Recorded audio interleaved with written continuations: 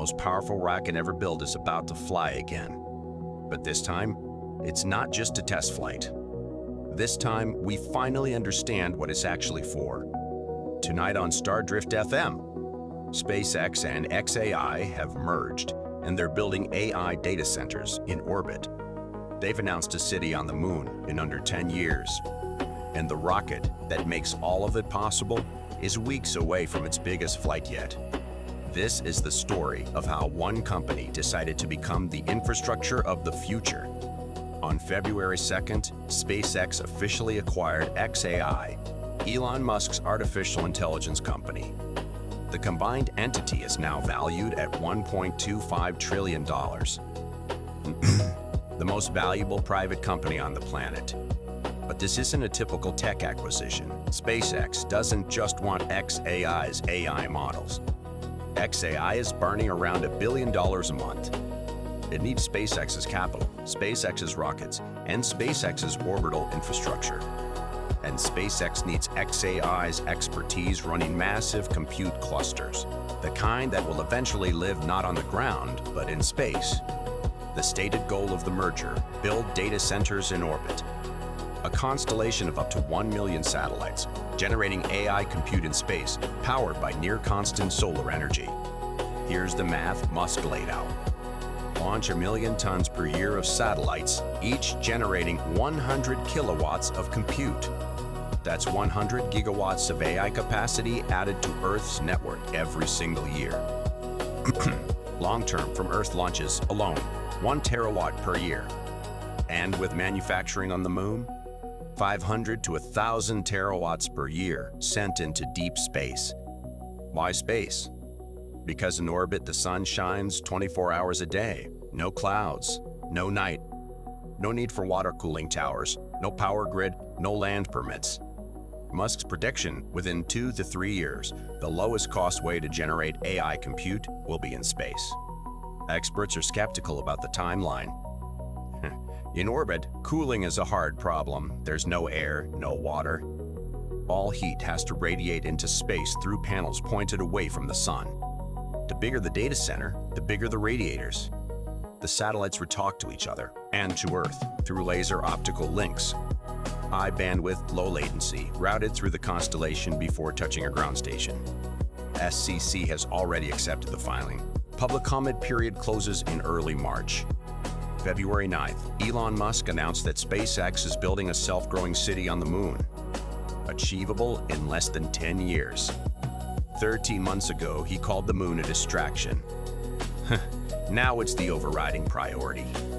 The logic, you can launch to the moon every 10 days. A Mars mission window opens once every 26 months. The moon lets SpaceX iterate 60 times faster.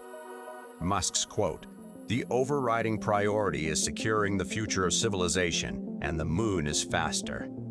First unscrewed Starship landing on the moon, March 2027. Then factories. Then the key piece. An electromagnetic mass driver. Essentially a giant railgun built on the lunar surface.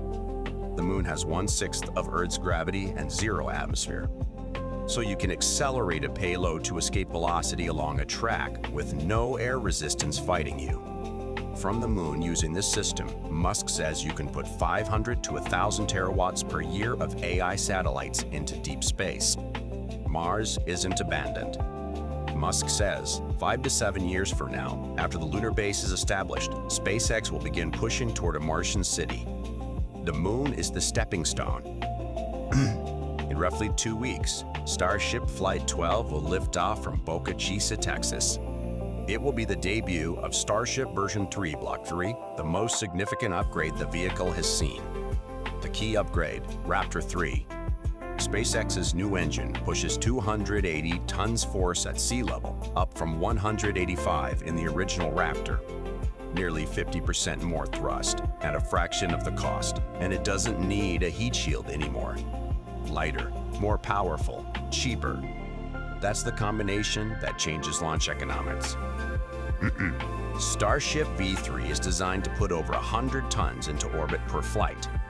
With orbital refueling, where a tanker Starship tops off another one in orbit, that number climbs above 200 tons. The long-term plan launches every hour, 200 tons per flight, millions of tons to orbit per year. Full reusability on both stages. Super Heavy caught by the tower arms, Mechazilla, and flown again within days. This is the rocket that launches the orbital data centers. This is the rocket that delivers the first unscrewed payload to the moon. This is the engine of the entire plan. Musk called all of this, and I'm quoting directly, a first step towards becoming a Kardashev 2-level civilization.